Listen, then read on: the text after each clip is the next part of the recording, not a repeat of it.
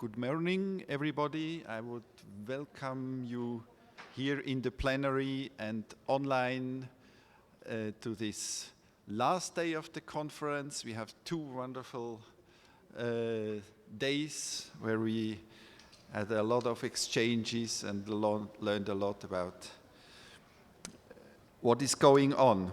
It is my great honor to introduce Olivier Jolliet, who is a full professor of environmental health sciences at the School of Public Health at the University of Michigan. Dr. Jolliet is one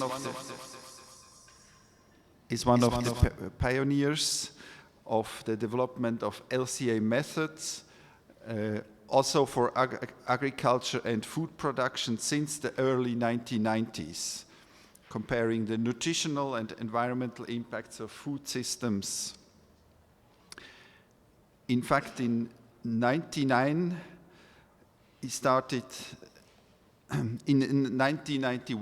started the research of LCA at Agroscope, the institute where I'm working in Switzerland. And we have so a tradition of more than 30 years of agricultural LCA in Agroscope. I first met Olivier in 1999, before I started my work in LCA, and I followed the course at EPFL on LCA. And I remember that we had a case study and we calculated an LCA of drying hands, either by hot air or by paper. And that was the only time that I calculated an LCA on paper with a pocket calculator. And I thought how much easier it would be to do it on Excel. Olivier co-initiated the Life Cycle Initiative in 2003 of the UNEP and CTEC. And he got the CTEC Europe Award for Lifetime Achievement in life cycle assessment this year. So this is a great distinction of his work. He is also the founder of the consulting company Quantis. Olivier Jolliet just started a new position at the Danish Technical University in the Department of Resource Engineering, Environmental and Resource Engineering. And his work aims at comparing life cycle risks and benefits of food, consumer products, and emerging technologies, and to model and screen population exposure and effect on health. And this is also the topic of his talk today, why food LCA should always consider the nutritional impacts during the use phase. Please help me to welcome Olivier Jolliet.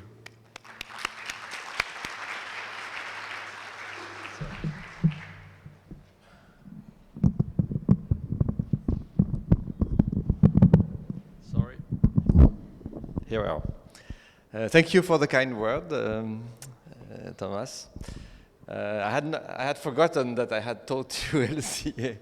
I'm still using 240 students presently who are working. We're working yesterday on hands drying. I've kept this example. We made some progress in the last 20 years, but this sort of example is pretty interesting. Okay, so. Healthy and sustainable food. I've been working the last 17 years on health and products and health and food. And you see my provocative title, Why Food LCA Should Always Consider Dietary Impact During Use Phase if we look at food products.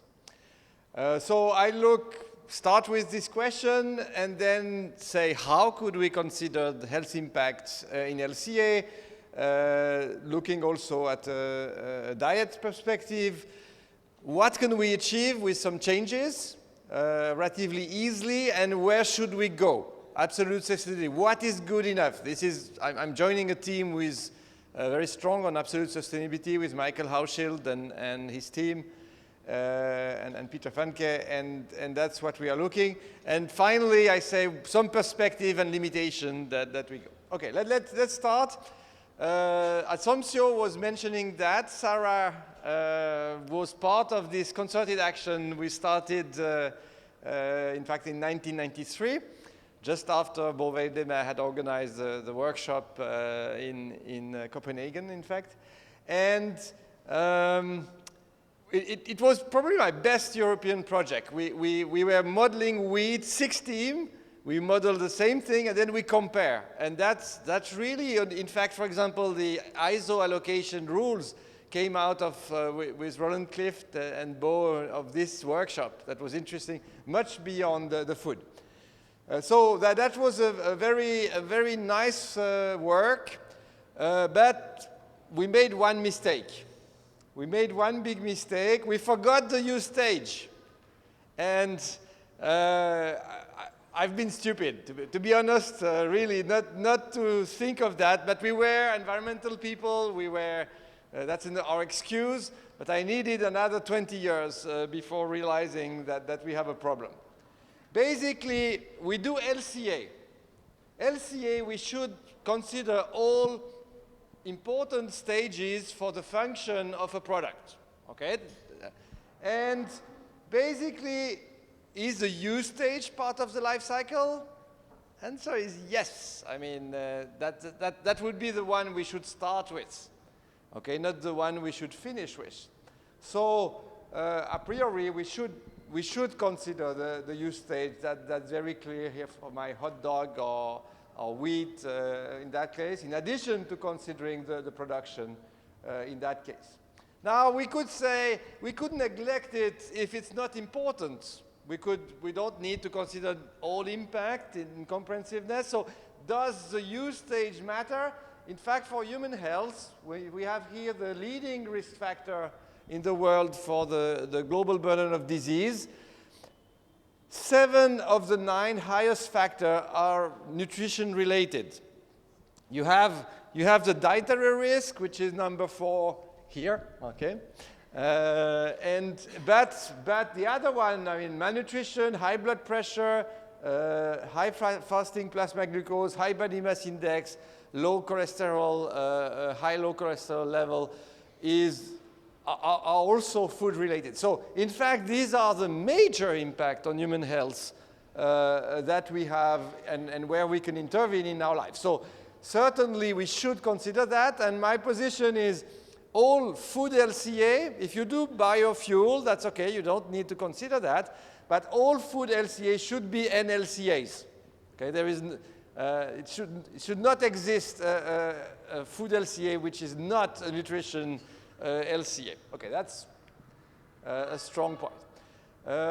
In the FAO group Sarah was leading recently, we developed a framework. That's my interpretation of the framework, or what I had proposed there.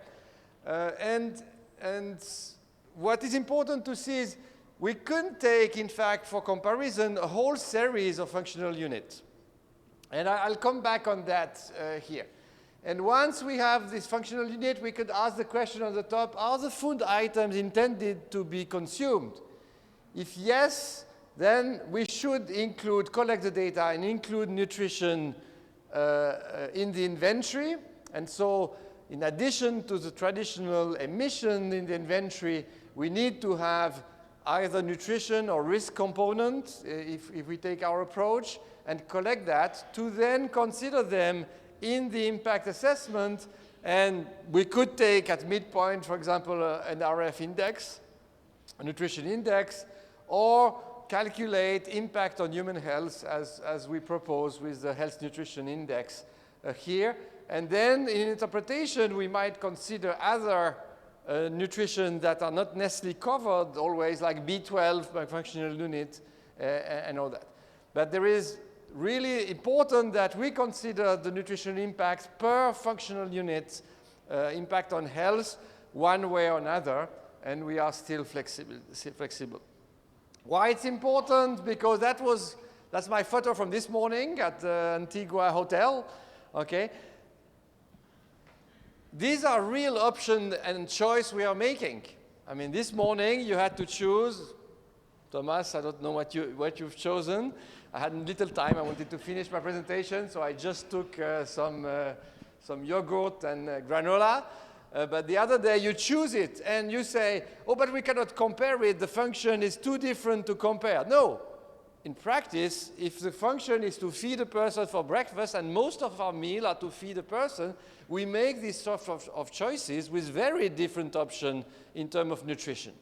So the beauty of considering the health impact or nutritional impact as one impact category is that I will come back on that, it gives us the freedom to choose the functional unit.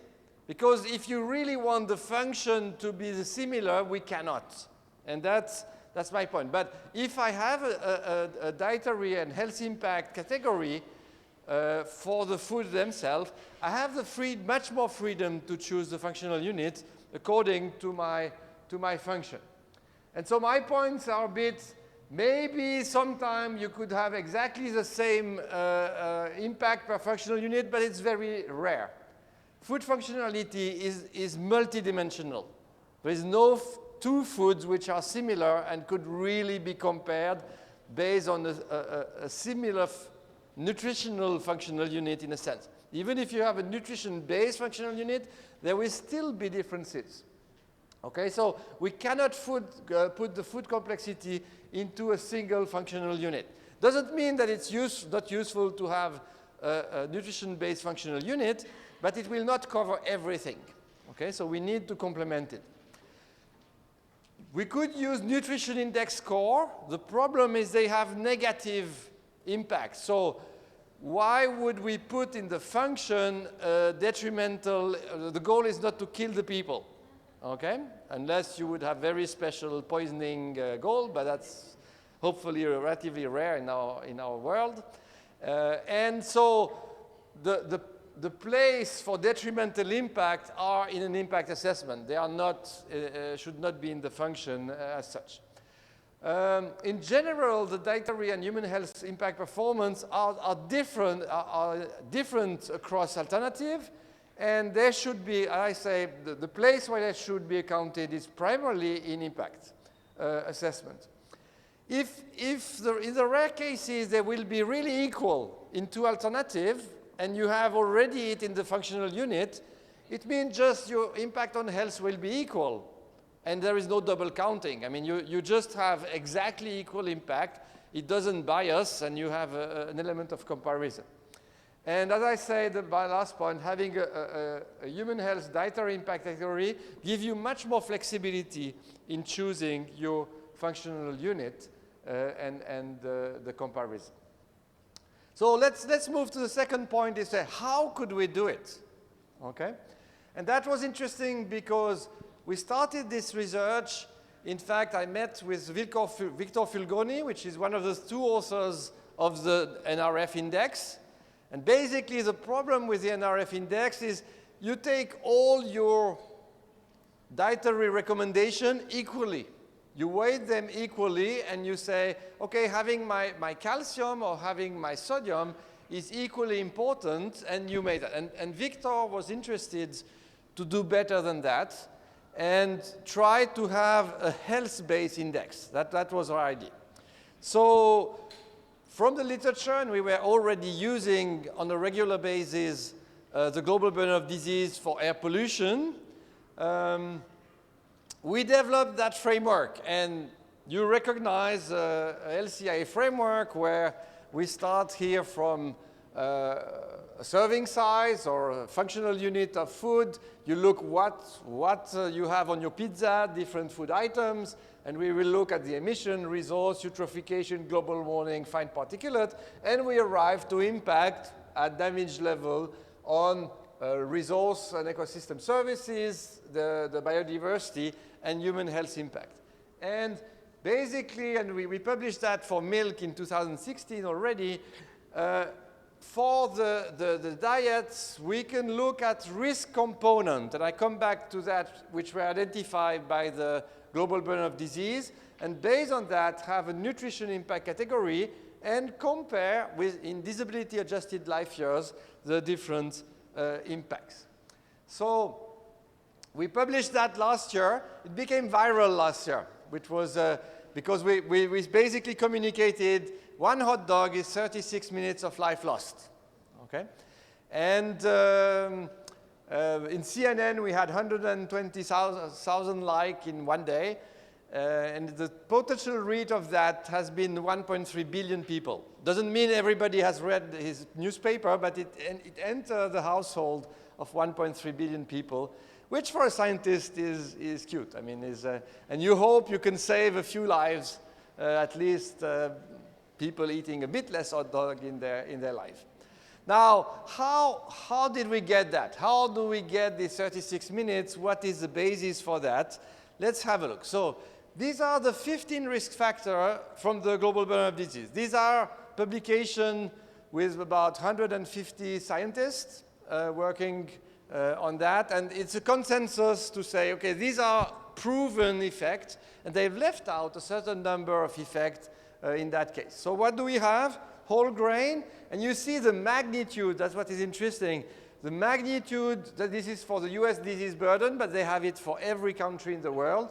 Magnitude for lack of or not enough whole grain is much, much higher than, for example, milk. So not all recommendations are equal, okay? And so we have this positive food that we are not eating enough, and we have the sugar-sweetened beverage, red meat, trans fatty acid, processed meat, and sodium, which have detrimental effects. Interestingly, you see, for example, added sugar is not here.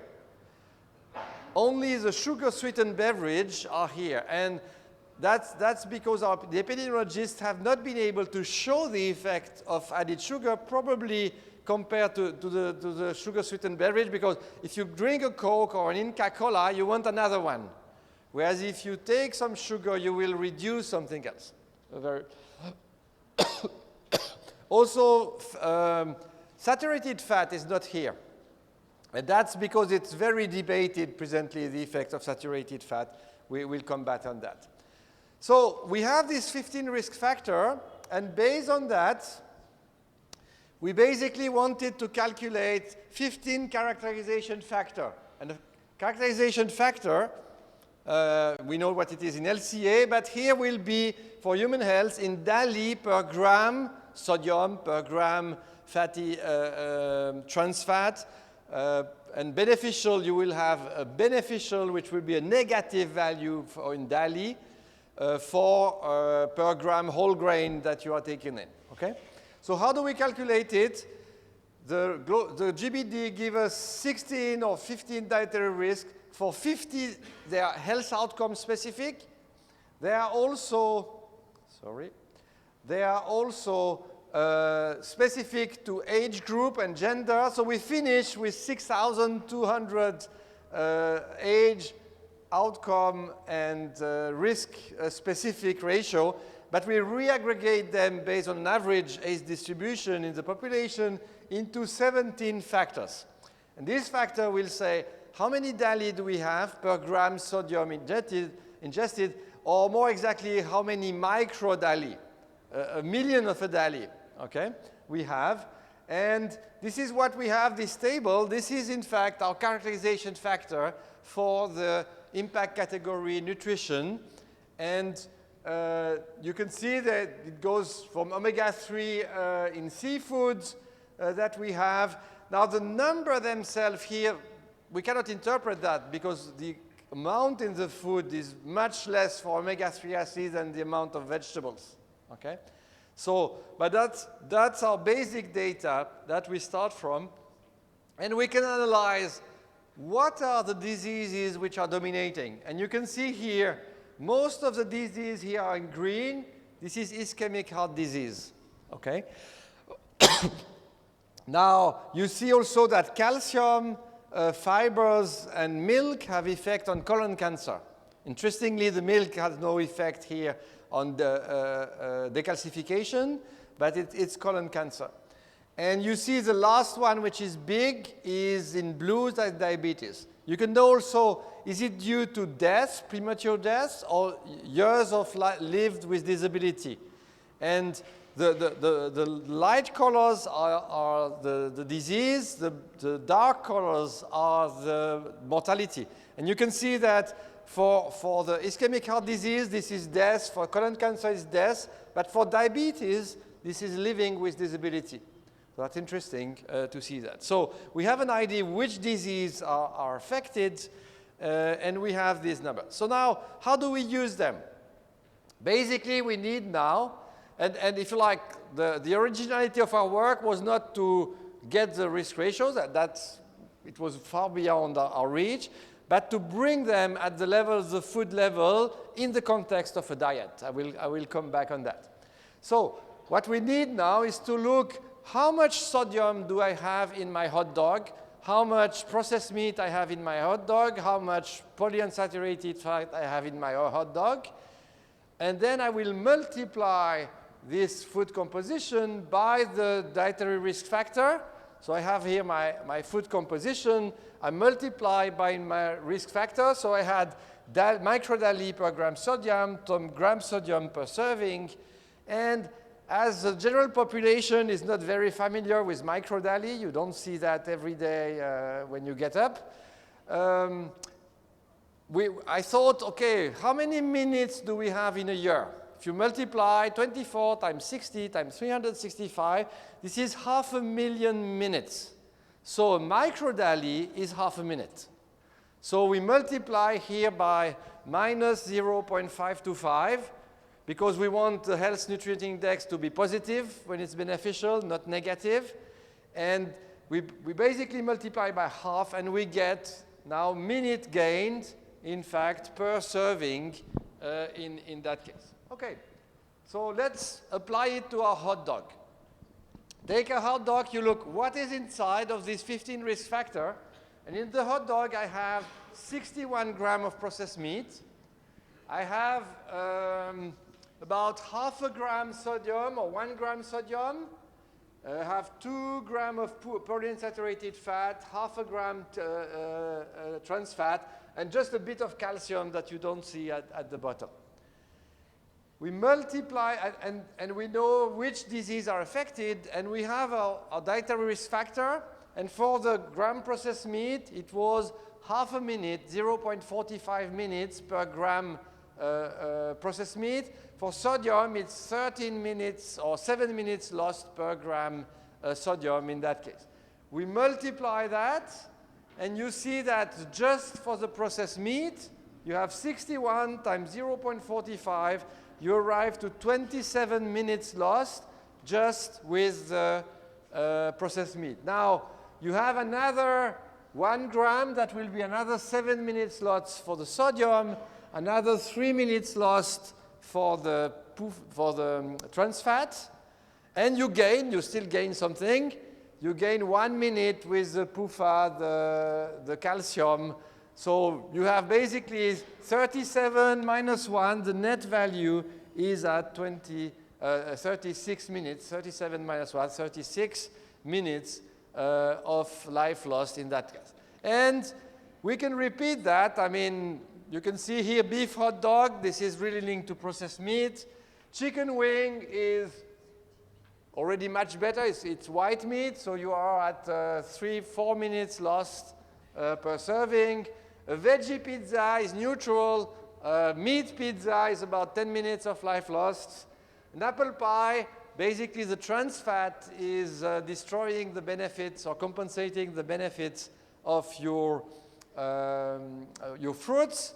Rice with beans, you have the beans, that was white rice. If you would have whole grain rice with beans, you will double your benefit in that case. A baked salmon with the omega-3, you can see, and salted peanuts. I thought the salt would be more, but the salt is relatively small here in that case that we have in that case. So we go from 36 minutes here lost to 25 minutes gain per serving in that case. And Katerina Stilianou, who did that work for her PhD and postdoc, repeated that just for 5,800 foods, which are all the food consumed in the US. And this is the story of the food consumption in US. Okay? And you see your hot dog, processed meat. Basically, you have here your Coke, sweetened sweetened sugar beverage. You have the egg breakfast sandwiches, the burger, the other sandwiches, and the meat mixed dishes. Pizza. This is basically the U.S. diet. Okay, so bad news for the U.S. Don't change your diet to a U.S.-based diet. Okay, that's for sure. On the positive side, you have the nuts and seeds. You have, of course, the fruit, starchy vegetable, some whole grain, which are going to be also in snacks. In that case, that we can do. So we have this data for 5,800 food items, and we could calculate them for the entire world. This was done for US. We are just working presently to do it for 150 countries in the world. You can see what changes, two things changes. The publication in Nature Food is from, that was a GBD 2016. If we take the GBD 2019, it's pretty consistent apart of two main changes. The red meat is now 4 times higher, means it comes nearly at the level of the processed meat, 0.41. The processed meat is at 0.51, so microdali here. And the fish has been reduced by a factor 10 or 8, and that I'm worried because I don't understand. They don't say why. We need to understand that further. Okay. Now, what is interesting is US, Brazil, Switzerland, and Holland. Okay. Basically, you see the tendency is the same, but you might have a factor 2 lower, in fact, in Europe, in that case. And that's linked to the background mortality rate. Because the relative risk we're calculating multiplies the background mortality rate. And this background rate for ischemic heart disease are about a factor 2 lower in Europe in that case. Now, cute things, we published that. Two mom contacted me and I mentioned your study to my kid, Andreotto. They are now asking for additional serving of fruit by saying, "Ma'am, give me 10 extra minutes per day." Okay? And in fact, the second one is my boss, where her kid had by himself found the study, and he came and say, give me a minute of life, because I will have a peanut butter sandwich, it will add. And she said, where do you know that? Oh, it must be Harvard, which is our competitor, of course. But that was good. So the kids get it. Okay, that's interesting. And basically what I've seen with this index, either people like it or hate it, but they hate it because they understand it. Okay? And because they don't want to know, okay? That's the thing. So I think it has, in terms of communication, the translation from microdali to minutes is pretty powerful here. We'll come back on that. Now, this was marginal changes where you just change one food item. If you do larger changes, we need to do a diet and we need to account for different things. We need to, if you like, basically you cannot live forever with peanuts. Okay?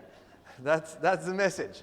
And why? Because above a certain level, and this is what the GBD has as theoretical minimum risk exposure level, above, in fact, for for nuts and seeds, about 20.5 grams, you don't have additional benefits. Okay? So our fruit is 250 grams for vegetables. This is 360 grams. So the GBD will account until a certain level, and you don't have benefits above that in that case. The second thing is, if you have like a 60% reduction with a certain food item and another 60% reduction with a second food item, they don't add up. Okay, because 60 plus 60, you would have 120%, you will become really good, but they multiply. So you would have basically 0.4, 0.4, 0.16, you do 1 minus 0.60. So we need a multiplicative model, and that really depends on the exact diet change you're doing. And we've developed the model to do that now. Here are the dietary results for the US, and that's interesting to see. This is the ideal GBD diet where you don't eat of any detrimental food items. Okay? I personally like this representation where we don't only, the GBD you always do bad. You don't eat enough fruit. You don't eat enough whole grain. I really prefer to present, okay, the beneficial items are up and the detrimental items are down, and I take the net value, which is the difference between what is negative with what is positive. So this is eating the, the maximum, theoretical maximum level for each of the food item. And you can see that we could potentially here have 120. This is still the marginal, and it will be half of that. I mean, in practice, we can save 1 hour per day relatively easily in consuming and eating better. Now, look at that. I mean, male, female, on average, female are gaining about 15 minutes per day. Why? Not because they are eating more of the good things, because male are eating more calorie, okay? But they are eating less sodium, less processed meats in particular, and less trans fats. So that makes a difference for women here. Asian versus white in the US, on average, about 20 minutes difference, and we see this is linked more fruit in that case, but especially less processed meat, which is here. Interestingly, the Asian are eating pretty salty, and they're losing more with salt than the white race on average, which is interesting to look at. But we can see even the US healthy diet from recommendation is still halfway to what would be beneficial, and one important benefit is whole grain. If we would switch from rice to brown rice in the diet here in Peru, we'll make a very substantial difference. And that's what we did. I had with me Olivier Jolliet, who is from University of Rio de Janeiro, associate professor there. And he looked at different interventions with fruit and vegetables, milk, whole grain, meals, sugar-sweetened beverage, so reduction of that, reduction of meat, and increase of whole grain, milk, and vegetable. And this is a combined intervention. We were limiting at about 10% of the kilocalorie. You can see here we were gaining 14 minutes per person per day, and that was the big three were fruit and vegetable, whole grain, and meals. For the environmental impact, we are in a win-win situation where we are gaining, but you see we are only gaining by avoiding meat. This is really the priority is by reducing meat. This is where you gain for the environment. It's interesting, this was the human health impact of the production. We are here at 8, we are up there at 1,000. So the human health impact are much lower, even considering global change, than the food. So the food really matters. And for cost, you can see that by reducing the meat, your costs are in fact reduced on average. There are still 30% of the population who would have trouble to increase the diet, but the whole grain, for example, is cheap, and you can do better at the same cost. How do you get your Henny score? We are working with an app provider in California, and you will, if you take I Eat Better app, it will be there within 2 months. You can register what you are eating and seeing week by week if you are improving in that case here. This work is also taken now by the GLAM project, the Global Impact Assessment Method Recommendation, and Jolliet was involved and helping us and bringing her nutrition expertise with other nutrition specialists here to look at that. And it's basically, we want the dietary risk component consumed, we multiply by a dose response factor and severity, and we arrive to damage in that case. So, if we do that, what can we achieve? We've seen this indication with the work of Olivier Jolliet for Brazil, but if we plot here the minutes of healthy life. Here it's gained, between 0 and 40 minutes gain. Here it's lost. And I put now, for the environmental side, my impact on a scale of 0 to 4 kilo CO2. This is per serving in that case. And you see that for the health, GBD 2016, the processed meat is really bad here. The red meat was not that bad, but think it will go factor 4, so it will come here with the new 2019. We need to understand why exactly, and in that case. So this is what we should remove here. Now, for the carbon footprint, meat is, and beef especially, is twice higher than pork and lamb, which are here, and 4 times higher than milk and chicken, I mean poultry products, either eggs or chicken, which is down here. Okay? So the priority is really to get rid of what is in the dark red, and if you replace it by an average of peanuts, fruits, salmon that we have here, this is what we could reach. If we change 10%, basically it will be a 10% of our calorie, 200 calories per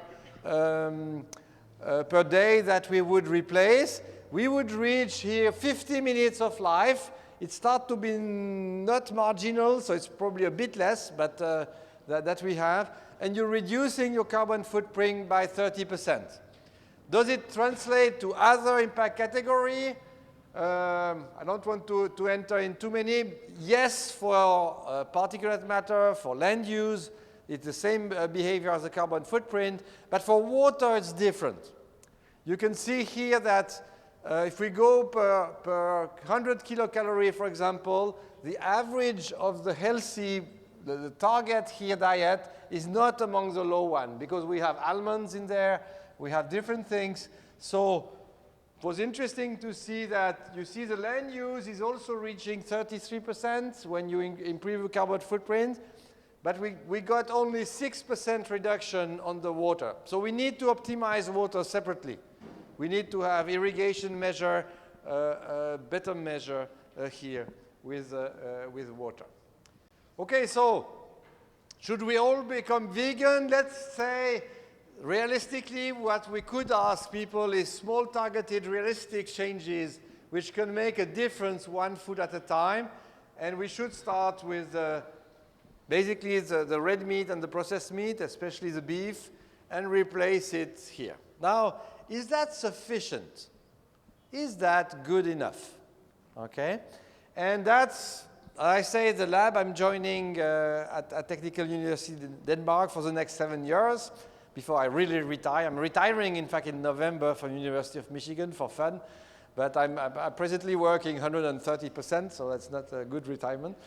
How good is good enough? And I don't want to explain how we arrived at that, but basically we take the objective of 350 ppm, which correspond to 1 watt per square meter of radiative forcing.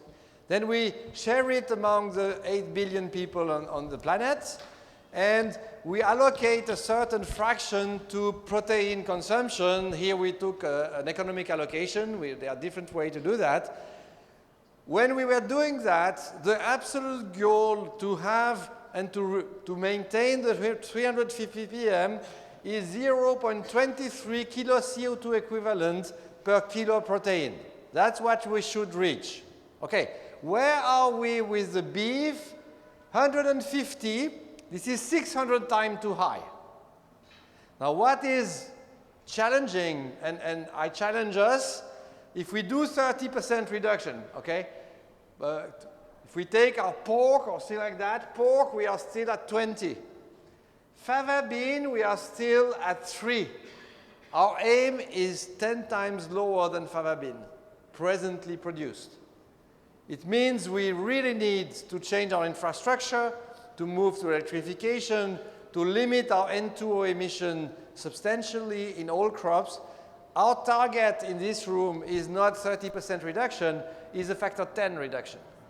Okay, so that's where we need to go to be sustainable in the future and respect the planetary boundary. Finally, some perspective. I have 3.4 minutes. We'll manage. And next step, what I call the art of comparing. This is life cycle impact assessment, the art of comparing what is hard to compare. I find we are in a very exciting time.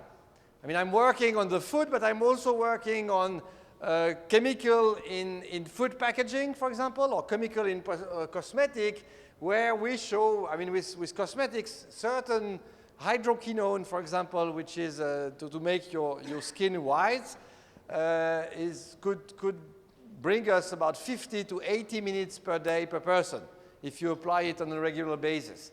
So we can calculate that. One day live in New Delhi is about 35 minutes lost, okay?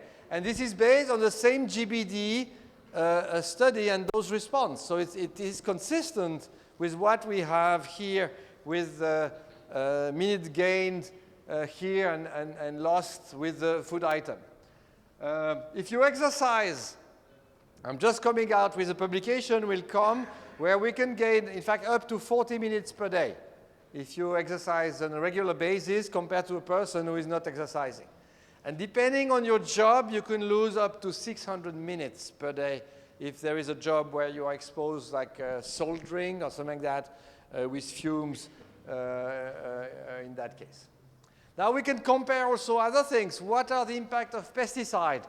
We were estimating for pesticide use in Europe. Once you've got rid of the most nasty pesticide for human health, and pesticides are in fact more preoccupating or for the ecosystem, in fact, from my point of view. But we were losing about 0.01 minute per person per day, plus or minus a factor of 400 uncertainty. But that would bring us maximum to 2.5 minutes per day at the 95th percentile. Compared to what you could gain, which is up to 25 minutes per day with vegetables and 15 minutes with fruit. So very clearly the priority is to offer cheap fruit and vegetables, affordable fruit and vegetables and whole grain, prior to having organic or buying organic in that case. That's mine. Now, why do our, and then there were several presentations on that, why do our subsidies are subsidizing in the US? We've calculated it's only 2% of the subsidy which go for healthy food and sustainable food. So we really need to change that and switch it in that case. Finally, some exciting research. If we always rely on epidemiology, we need to wait perhaps a long time because we don't differentiate, for example, apple and banana. Could we ourselves do some research? So here, linked to other research, we have 119,000 participants from the NHANES survey, which is measuring their two days recall for these people, their physiological indicator, blood pressure, the level of the different, for example, white blood cell count in their blood, 400 chemical in their blood or urine, and from these people who were measured between 1988 and 2019, we know in 2019 who died and who is alive. And we have 63,000 participants with 13,000 who died, sadly. The more died, the more information we get. So when we move to later date, you say, oh, nice, there are more dead. No, that's not good. Okay, that's not the goal. But you get more information. And for example, you have here the effect of body mass index. And you see the hazard ratio increasing if you are too thin or obese.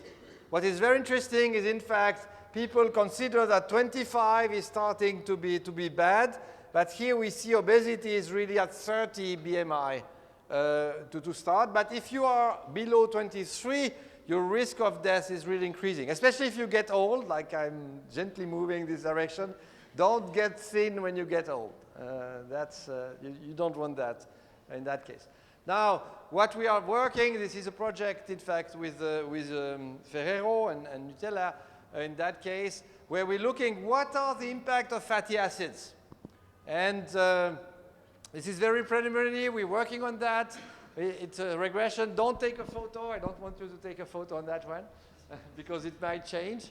But you can see this is a percentile of fatty acid consumption and each of the fatty acids. So this is here 16.0 or 18.0. This is omega-3, 18.3 and 25 are contributing to the omega-3. This is an omega-6, which is increasing inflammation in that case. And you can see omega-3 you reduce from plus 20% to minus 20% in that case, with omega-3 25 beneficial, whereas 24 is really detrimental when you are increasing compared to the, so this is the 50th percentile of population. Interestingly, palmitic acid, for example, which is very debated, has a U shape. You see that it's higher here. At low level, you increase your risk, so you need palmitic acid, but you don't want too much of it. Let's conclude. We should and can account for human health dietary impact category in LCA. It provides much more flexibility for comparing a wide variety of food in a consistent way with very different functional units that allow us to do that. Multiple limitation.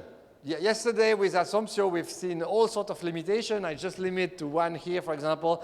We don't know.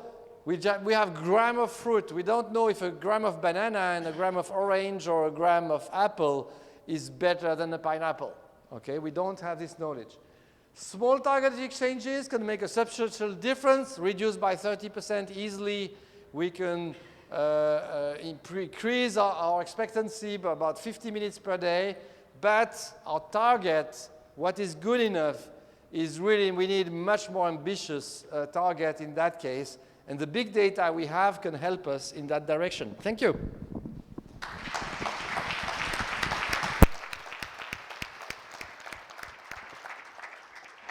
Thank you, Olivier, for this very inspiring talk, and you gave us a lot of food for thought. And we have questions in the chat to start. We take the first one? Can you move up? Oh, yeah, we can say. From Silvana Vargas, thank you for this very reflective and varying presentation.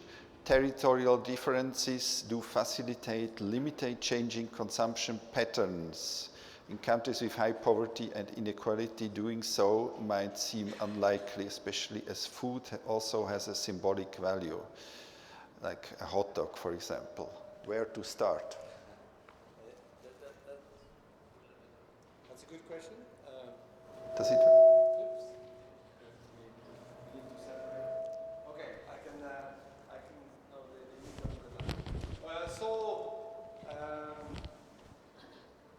Food is also very cultural, and it's interesting and has I mean, it's a beauty. When we come here, it's so nice to see your food and all that. And also, food will be, depending on the mean you have, that will change a lot. The relatively good news in that case is that people who are rich are not eating substantially better presently. Or people who are poorer, in fact, eat less meat, which is positive for their health. And in that sense, I think we can reach relatively, if you like. It doesn't cost necessarily more to be healthy. Seems that you cannot be heard very well. If not, you can take this one. Perhaps we could pass the microphone. Yeah. Is it on? Or? Is it turned off? No. Okay. Perhaps I won't repeat the answer, but so basically what I'm saying is the fact that meat is more expensive means that we can reduce or improve our diets, in fact, without necessarily too many additional costs. It's perhaps for 30% of population we are among the poorest. That might be difficult and challenging in that case. I think the beauty is we still have a whole variety of food to choose from within the healthy food, which is really nice, in fact. Okay. There's another question from Nils Jungblut. What are the reasons for the negative effects of processed meat, salt, artificial additives, and there are possibilities to use low quality meat in order to decrease food waste instead of increasing food waste? Okay. I think one of the main reasons is the presence in processed meat of nitrites, for example, as preservative. I mean, we're adding a carcinogen to have the meat nicely red. That's really stupid. I mean, we're bringing, so what we have to be careful is now with, I mean, processed vegetables are probably better than processed meat. I'm curious to see how some of the very processed foods based on also on vegetable will come out in the future. Where we will have more and more data on that, so we'll be able to measure that. My recommendation is let's eat the less processed possible. I mean, if you have a veggie burger, it's better if it looks veggie, in fact, and not meat in that case. That's where we also need the progress in the data, because we don't know exactly. I mean, basically the epidemiologists look, a person eating one more serving size of processed meat, what is the likeliness he get a cancer or he get a different disease? We don't know exactly why sometimes. And that's what is needed also as research. Okay? I think we can take questions from the auditorium. Yeah. Anne-Claire. Yes. I think it's... She has Anne-Claire Asselin from Sayari. Many thanks, Olivier. I have two questions for you. The first one regarding planetary boundaries. How do you close the nitrogen and phosphorus cycle if we eat very low amount of animal proteins? Because where does the nitrogen and phosphorus come from? That's the first question. And when we look at food, that's the second question.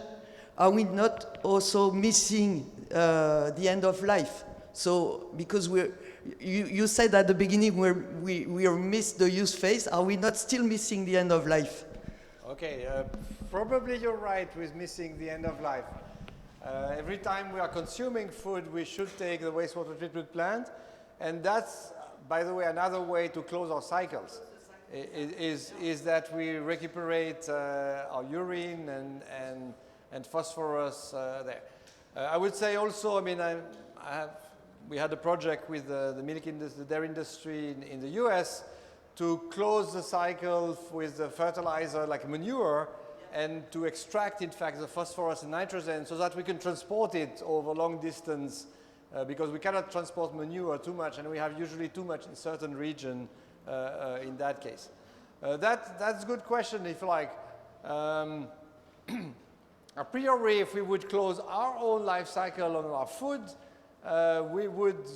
we should be able to recuperate at least part of the nitrogen we are putting. And the nitrogen I'm not too preoccupied because you can put crops which are fixing the nitrogen. Phosphorus is more preoccupating. On the other hand, we have storage of our soil of phosphorus which are pretty high due to what we have brought in the last centuries, but in that case. But that's things we need to look at that and look at these cycles together. Thank you. We had a question from Angel Avadi.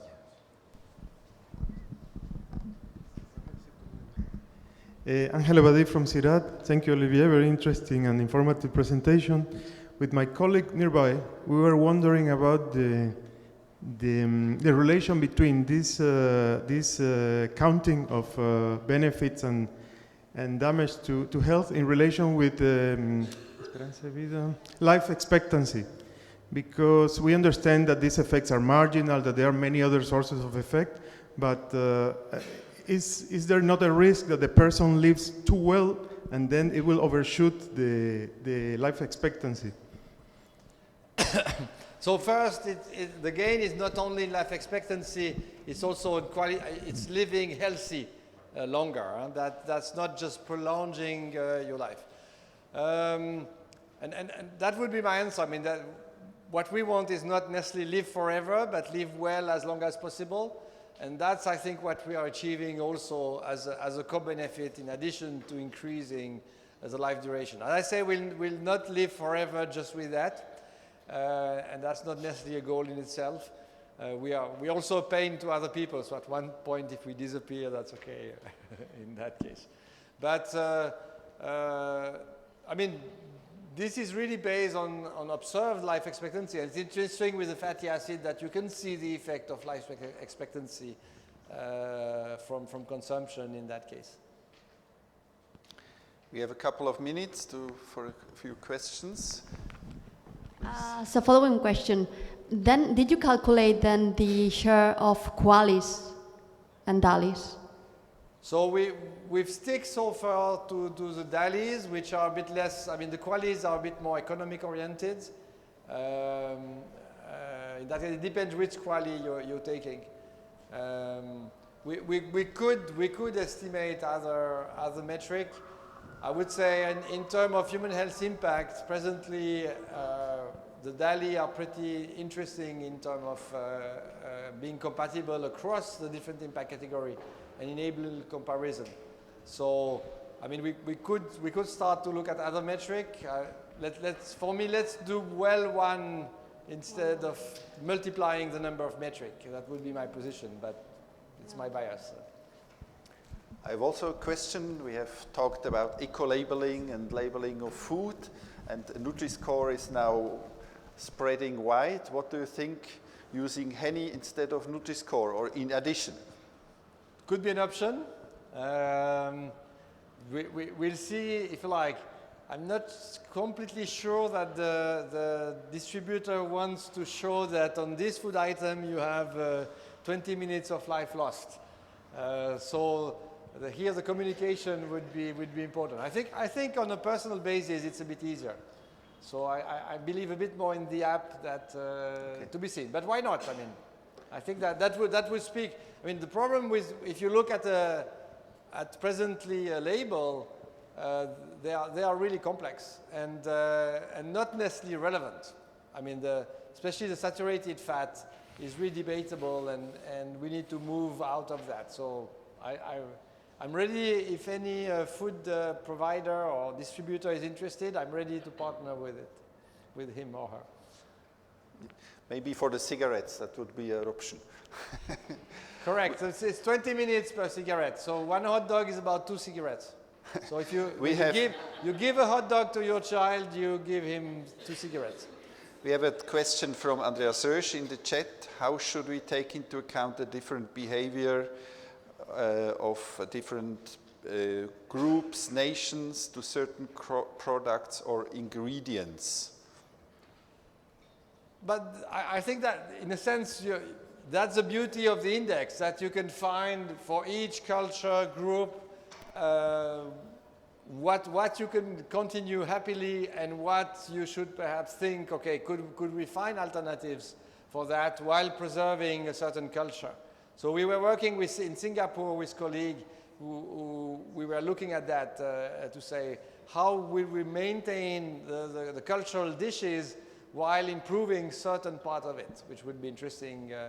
But we have a lot of different foods, and I think this sort of index is not linked to a certain culture in that sense. Okay. And I think there was a question behind Melissa, I think. Wait to have the microphone so that the people online can hear. Yes. Thank you so much, Olivier. A fantastic presentation and huge contribution to the field. You mentioned the looking at the cataloging or classification of ultra-processed foods and processed foods. Have you analyzed the Henny Index against, for instance, the NOVA classification for processed foods to help those definitions become more clear, potentially along the lines of a healthy index for the different categories? The answer is no, not yet. I would say this is where the limitation of also the epidemiological is just processed meat. Right? It's not processed food, so you have quite a few domains where you don't have data or we didn't have sufficient data. So that would be interesting to go and refine that. Will be also, that's where the Henny is not the final answer in that sense that I don't think it's complete, like B12, it's missing it. So you need to look at additional indicators, and I'll be interested to talk about that. Okay. thank you. We come to the end, and thank you again for this very inspiring talk.